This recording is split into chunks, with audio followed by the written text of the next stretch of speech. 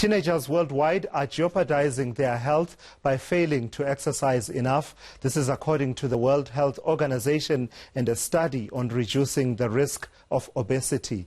The study collected data from 1.6 million teenagers from 146 countries. For more on this, then, I'm joined in studio by Ronald Abvajee, the CEO of Healthy Living Consulting. Thank you so much for coming through, Ronald.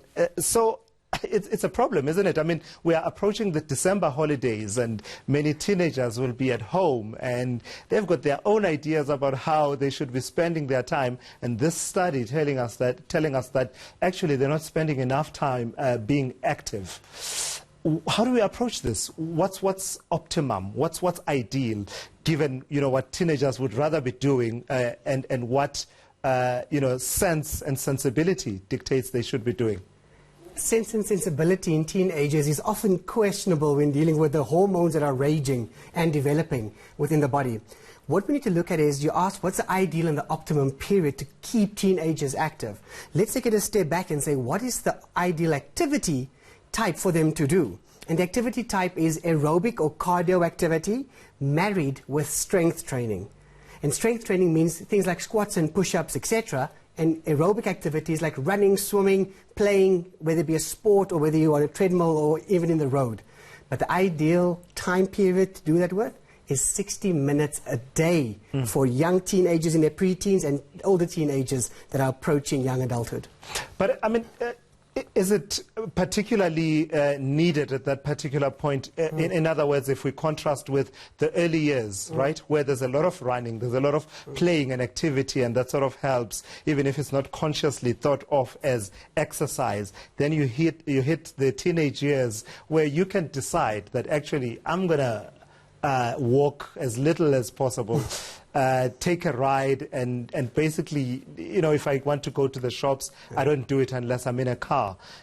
Does that exacerbate the situation in the teenage years? Of course it does. I think teenagers mainly have six-packs on their thumbs because, it's constantly on the phone.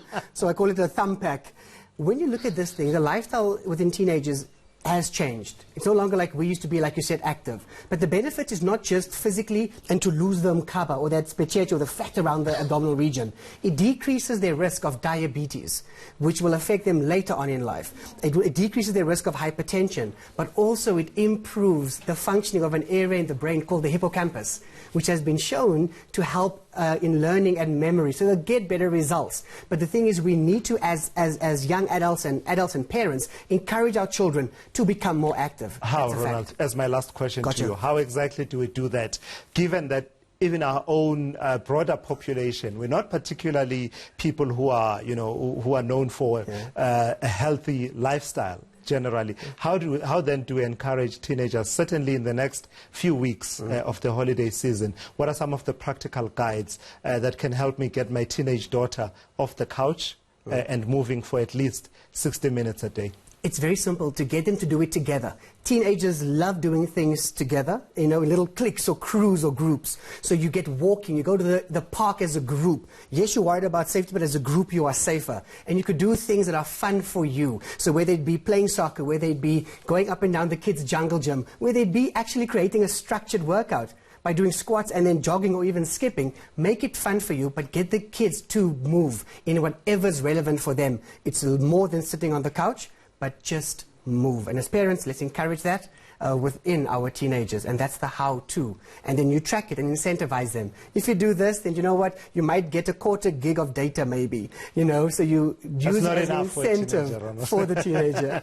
Thank you so much for coming through. A quarter gig of data is not enough, Ronald, for a teenager. Ronald Abvajee, who is the CEO of Healthy Living Consulting, and we've been talking about that study that tells us that teenagers around the world really are not moving nearly enough.